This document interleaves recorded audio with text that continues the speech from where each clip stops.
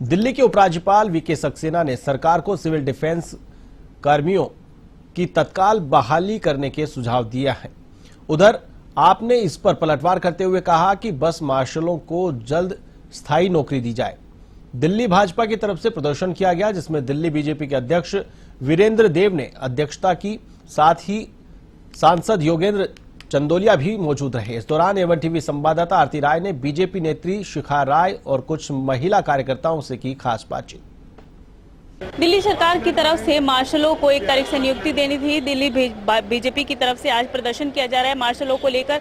आज मैम मार्शलों का मामला है, पूरा ये प्रदर्शन चल रहा है। 1 तारीख तक नियुक्ति देनी थी, जो कि प्रदूषण को लेकर नियुक्ति देनी थी, लेकिन नहीं हो पाया ये। जी, ये जो झूठ और फरेब की सरकार चलती है ना, ये जो झाड़ू पार्टी है, ये लगातार इसी तरह झूठ बोलती आई है दिल्ली की जनता से। आपने देखा होगा, इससे पहले जब इनको नियुक्तियां मिलनी थी तो भारतीय जनता पार्टी सड़क पर उतरी थी और मांग की थी और एलजी के पास जाकर के इनकी नियुक्तियों का पत्र लेकर के आई थी। अब उसके बाद मात्र सरकार को वो ऑर्डर आगे निकालना है, उसको इम्प्लीमेंट करना है। बोल भी दिया था आतिशी जी ने अपनी एक प्रेस स्टेटमेंट में, बड़ा जब एलजी ने निकाल दिया था कि हम 1 तारीख से दे देंगे, लेकिन आज का ये दिन है। दिवाली उन परिवारों की आप देखिए कितनी काली गई है। भैया दूज का त्योहार है, आगे आने वाला छठ का त्योहार है। इन त्योहारों में जहां एक उम्मीद बंधी थी, भारतीय जनता पार्टी के हमारे प्रदेश नेतृत्व ने जो इतने अच्छे से एलजी से जाकर के इस चीज को करवा करके लाए, लेकिन उसको इम्प्लीमेंट करने का काम जो सरकार का था वो नहीं आज तक कर लिए। इसलिए उन बस मार्शलों के परिवारों के लिए भारतीय जनता पार्टी का नेतृत्व आज यहाँ इस प्रदर्शन में सड़क पर उतरा है और इनके लिए मांग करते हुए कि जब तक आप इनको नहीं नियुक्तियां दोगे, हम इसी तरह से इनके लिए सड़क पर खड़े हैं। 1 तारीख तक नियुक्ति देनी थी। मार्शल जो है उनके कामकाज भी छूट गया था बीच में। दिल्ली सरकार ने उसको वादा किया था लेकिन नहीं किया। आपकी पूरी जो मांगे हैं मार्शल को लेके है, लेकिन सौरभ भारद्वाज का कहना है छठ पूजा को लेके, इसकी मैं एक आपसे बात करना चाहूंगी कि छठ पूजा के घाट जो चिराग दिल्ली में पड़ता है उसको कंटोनमेंट में बनाया गया, छावनी में बनाया गया। जब भाजपा के साथ जनता है पूरी, तो इस छावनी में बनाने का क्या मतलब है? जी, बहुत अच्छी बात आपने ये उठाई। छावनी क्यों बनानी पड़ी? छावनी बनानी पड़ी मंत्री सौरभ भारद्वाज जब कूदते हुए छठ घाट पर अपने गुंडे कार्यकर्ताओं के साथ भाग करके हमारी जेसीबी से उस ड्राइवर को मार पिटाई करके उसकी चाबी तक खींच लेते हैं, तो हमें पुलिस की मदद लेनी पड़ी। जिस समिति को वहां की परमिशन मिली है, जो 16 वर्षों से उस घाट को करती आई, और होगा प्रोग्राम वही होगा, छठ घाट बनेगा, सब प्रोग्राम होगा। यही भारतीय जनता पार्टी के कार्यकर्ता खड़े रहेंगे उन सभी पूर्वांचल अपने भाई बहनों के लिए जो इस छठ के महापर्व को मनाएंगे। लेकिन मैं ये आपके माध्यम से सौरभ भारद्वाज जी से पूछना चाहती हूँ कि अगर आप अपनी क्षेत्र की जनता से इतना ही स्नेह और उनको आदर करते हैं, तो आप छठ घाट बनने क्यों नहीं दे रहे हैं? क्यों आप उस जेसीबी के आगे जाकर के आप लेट रहे हैं, उनकी चाबियां खींच रहे हैं, जो वहां पर टेंट लगाने वाले उनकी पिटाई कर रहे हैं? क्या कारण है?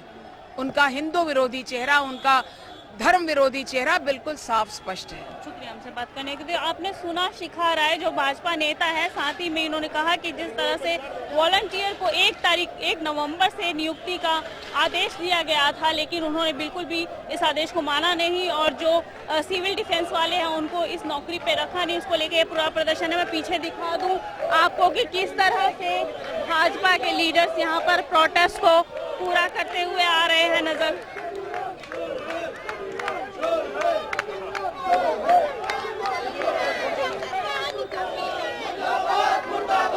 कुछ महिला कार्यकर्ता हैं, लोगों से बात।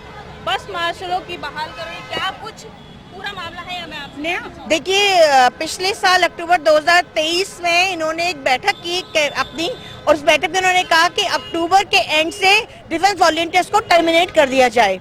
ये 2023 का ऑर्डर था जिस पर हमारे तत्काल मुख्यमंत्री केजरीवाल जी के साइन थे। और अब एलजी ने जब ये कह दिया कि बहाली की जाए, तो आतिशी बांडलेना जी उस फाइल को दबाकर बैठी है। उन्हें फाइल मिल नहीं रही है, उस ऑर्डर पे वो बात नहीं कर सकते क्योंकि वो काम उनके आका ने किया था। और आतिशी किसके इशारे पर काम करती है? वो केजरीवाल जी के इशारे पर काम करती है। तो आप ये समझिए, पूरे 1 साल से हमारे उन डिफेंस वॉलंटियर्स को, 10,000 डिफेंस वॉलंटियर्स जिनके घरों में आज त्योहार कैसे मना होगा, उनके घर में चूल्हा कैसे जल रहा होगा, इसकी इनको कोई चिंता नहीं है। उसके बावजूद ये हम पर आरोप लगाते कि बीजेपी राजनीति करती है।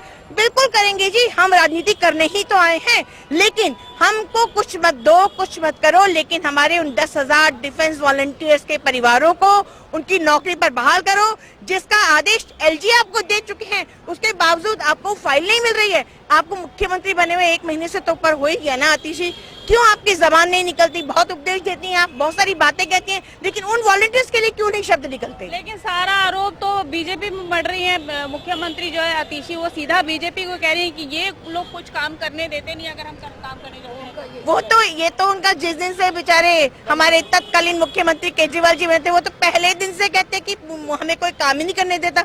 अरे भी जब हमको काम करने तो काम कर क्यों रहे हो? इस्तीफा छोड़ के बैठ जाओ ना, दे दो ना, सत्ता की जब दो भाजपा को सत्ता। भाजपा की सत्ता जब आएगी, भाजपा जब दिल्ली में सरकार इस बार बनाएगी, तो सबसे पहली कैबिनेट में जो काम होगा ना, आयुष्मान योजना को लागू किया जाएगा। आयुष्मान योजना की अगर बात की जाए तो केजरीवाल ने कहा है कि दिल्ली में इतनी अच्छी स्वास्थ्य व्यवस्था है, तो यहाँ पर क्यों ला रहे हैं ये आयुष्मान योजना? क्योंकि हरियाणा से भी, यूपी से भी लोग आके यहीं पर इलाज करवा रहे हैं। इसका मतलब यहाँ की स्वास्थ्य व्यवस्था अच्छी है। मतलब वो केजरीवाल भारत की राजधानी दिल्ली को अपनी मान रहा है क्या? राजधानी दिल्ली को भी पूर्ण राज्य का दर्जा मिला हुआ है क्या? पहली बात ये। दूसरी बात, दिल्ली भारत की राजधानी है। पूरे भारत के जितने भी राज्य हैं, उनमें से कोई भी व्यक्ति कहीं से भी आकर यहाँ इलाज करा सकता है। एम्स हमारे यहाँ है, सफदरजंग है, बड़े बड़े हॉस्पिटल्स हैं, प्रधानमंत्री मोदी जी का आवास यहाँ पर है। तो क्यों नहीं किसी देश के निवासी को विश्वास होना चाहिए कि मैं दिल्ली जाऊंगा तो मेरी सघन से सघन बीमारी ठीक हो जाएगी? दिल्ली सरकार का वही तो कहना है कि आयुष्मान योजना यहाँ लाने की जरूरत है, क्योंकि यहाँ स्वास्थ्य व्यवस्था अच्छी है। मोहल्ला क्लिनिक आपने देखे, उनके मोहल्ला क्लिनिकों का मॉडल अगर आप देख लेंगी तो आपको विश्वास हो जाएगा कि यहाँ पर लाने की जरूरत है। आज हमारी EWS कैटेगरी के बहन भाइयों को वहाँ पर हॉस्पिटल्स में लंबी लंबी लाइन लगानी पड़ती है। ये कहते हैं टेस्ट फ्री है, मैं कहती हूँ OPD के लिए भी 3-3, 4-4 घंटे इंतजार करना पड़ता है। डॉक्टर्स नहीं होते, दवाइयाँ नहीं मिल रही। ये तो उनका स्वास्थ्य मॉडल है, तो क्यों नहीं लानी चाहिए आयुष्मान योजना? और केजरीवाल अपना इलाज कराने के लिए फिर बेंगलोर क्यों जाते हैं? वो मोहल्ला क्लिनिक में क्यों इलाज नहीं कराते?